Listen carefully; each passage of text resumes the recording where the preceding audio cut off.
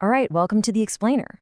Today we're diving into a single moment in history, one single bullet, fired in 1901. And we're going to see how it didn't just end a president's life, it set off this incredible chain reaction that completely reshaped the United States. So how is it even possible? How did one gunshot in Buffalo, New York, lead to the birth of the modern American presidency? Well, let's get into it. So let's set the scene. The year is 1901, and we're at the Pan-American Exposition in Buffalo, New York. You gotta imagine this huge, bustling World's Fair, a celebration of all things progress and innovation. And right at the center of it all is President William McKinley, a really popular leader enjoying his second term. You see, McKinley was a man who believed in connecting with people. So, against the pretty strong advice of his security team, he insisted on holding this public reception at a place called the Temple of Music. He genuinely wanted to be there, shaking hands with everyday Americans. And tragically, that decision would seal his fate. And just like that, and a few heartbeats, the world's changed.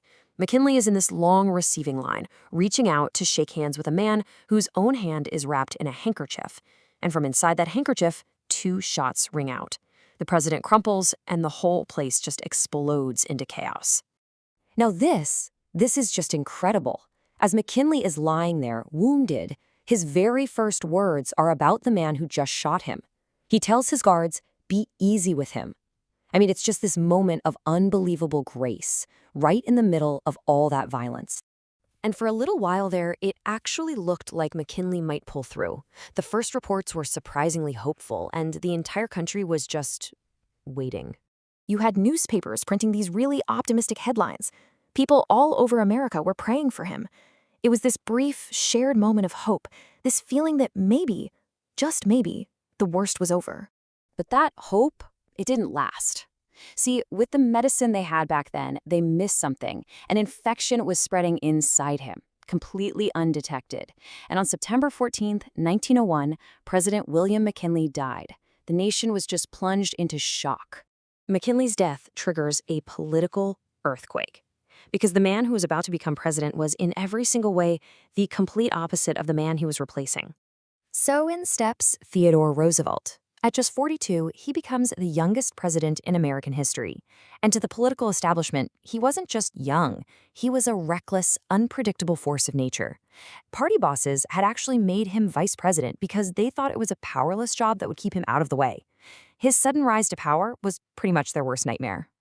I mean, you just can't overstate the difference between these two men.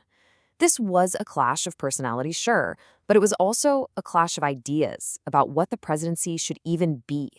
With Roosevelt in the White House, the age of the quiet, let Congress do the work president was officially over. Okay, so what does this accidental president do with all this newfound power? Well, he kicks off what we now call the Roosevelt Revolution. Right out of the gate, Roosevelt takes aim at the huge corporate monopolies, the trusts, they were called, that basically had a stranglehold on the American economy. He was convinced it was the government's job to step in, break them up, and look out for the little guy.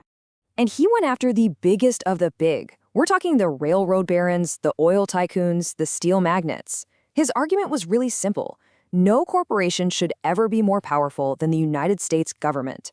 This was a direct shot at the way things had been run for decades. But he wasn't just about busting up big companies. Roosevelt was also America's first real conservationist president. He was a passionate outdoorsman, and he was just appalled by how fast the country's natural beauty was being destroyed for profit. So get a load of this number, 230 million. That is how many acres of land Roosevelt put under federal protection. We're talking national parks, forests, wildlife refuges. He saved places we all know, like the Grand Canyon, from being developed, making sure they'd be around for all of us. But maybe his most important legacy was how he totally transformed the presidency itself. He famously called it a bully pulpit. And by bully, he meant terrific or awesome. For him, it was this incredible platform he could use to speak directly to the American people and rally them behind his big ideas. So you see how it all connects. The trust busting, the conservation, this whole new vision for America, this massive wave of change. And it all traces back to that one tragic moment, that single bullet in Buffalo. It's the ultimate domino effect, right? The assassin's shot is the first domino to fall. That leads to a totally unexpected president taking over. He launches this bold, progressive new agenda, and in the process, he literally creates the modern American presidency as we know it today. You know, it's a powerful thing to think about. We often imagine history as this grand, unstoppable force, but sometimes it really does turn on a single, tiny moment.